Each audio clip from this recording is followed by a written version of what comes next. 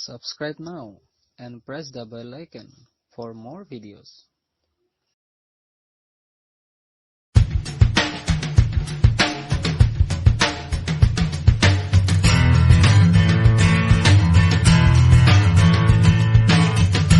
हाय दोस्तों আমি এতিয়া হাতী পথাৰলৈ গৈ আছোঁ।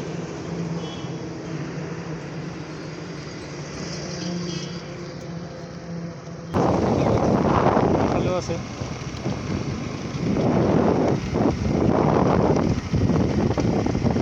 হাই দোস্তোं আমি পাই গ'লোঁ আহি আপোনাৰ হাতী পথাৰ। তো এইখন এখন জুৰি হয়, তো খালি পানী গৈ থাকে, কিন্তু এতিয়া পানী কম, মানে আপোনাৰ নৱেম্বৰ ডিচেম্বৰত আহিলে আপুনি ইয়াত পানী পাব, অভাৰ পানী পাব। মানে এতিয়া ধৰক পানী নাই, তথাপিও তাৰ ওচৰলৈ যাবলৈ বিচাৰিছোঁ আমি। বলকচোন যাব পাৰোঁ নে নোৱাৰোঁ।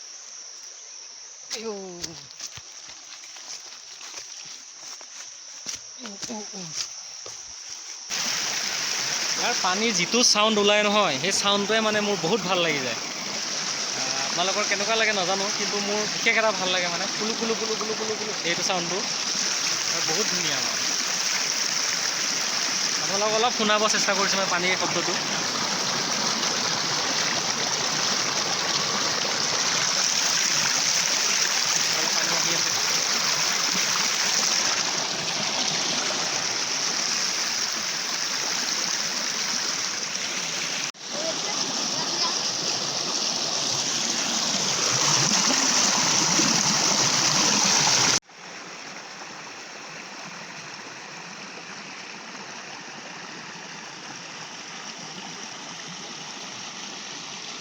বলক তেতিয়াহ'লে আমি এতিয়া শিলৰ হাতী চাবলৈ যাওঁ, যিটো নেকি বছৰে বছৰে বাঢ়ি থাকে। বলক এতিয়া আমি জোতা খুলিব লাগিব ইয়াত যাবলৈ হ'লে। জোতা খুলি লওঁ,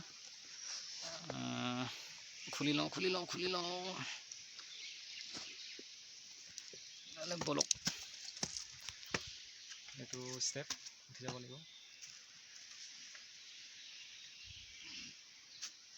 গৈ আছোঁ আমি, গৈ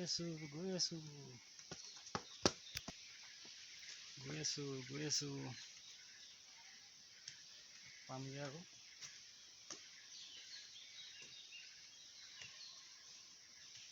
এইটো পাই গ'লোঁ।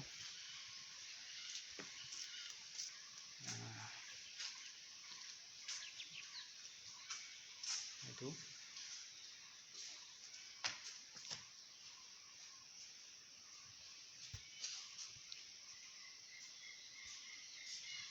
এজন আমাৰ ভকতজন আহিছে।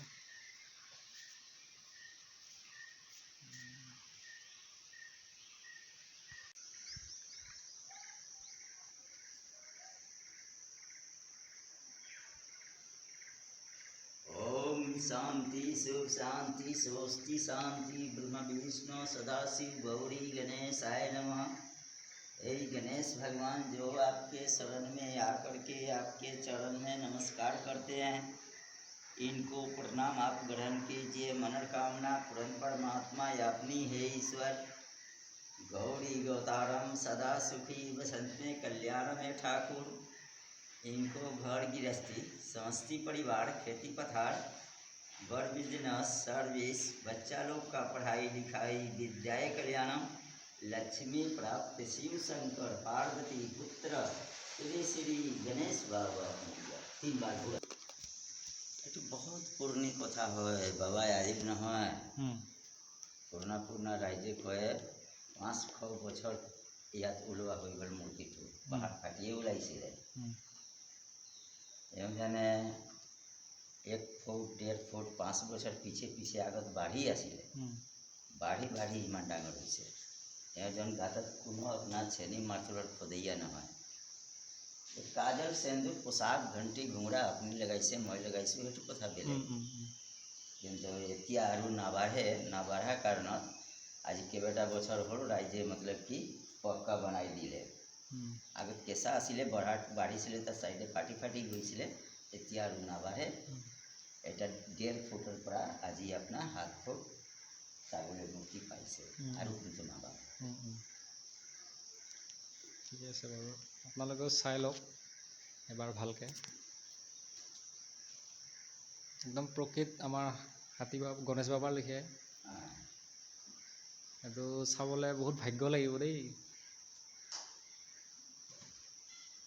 এইটো নিজে নিজেই হোৱা এটা প্ৰকৃতি।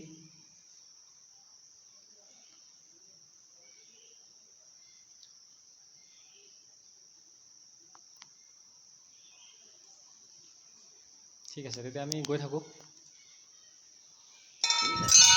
আপোনালোকে গম পালে এই হাতীটোৰ উৎপত্তি কেনেকৈ হৈছিলে আৰু কিমান সৰু আছিলে, এতিয়া কিমান ডাঙৰ হ'ল।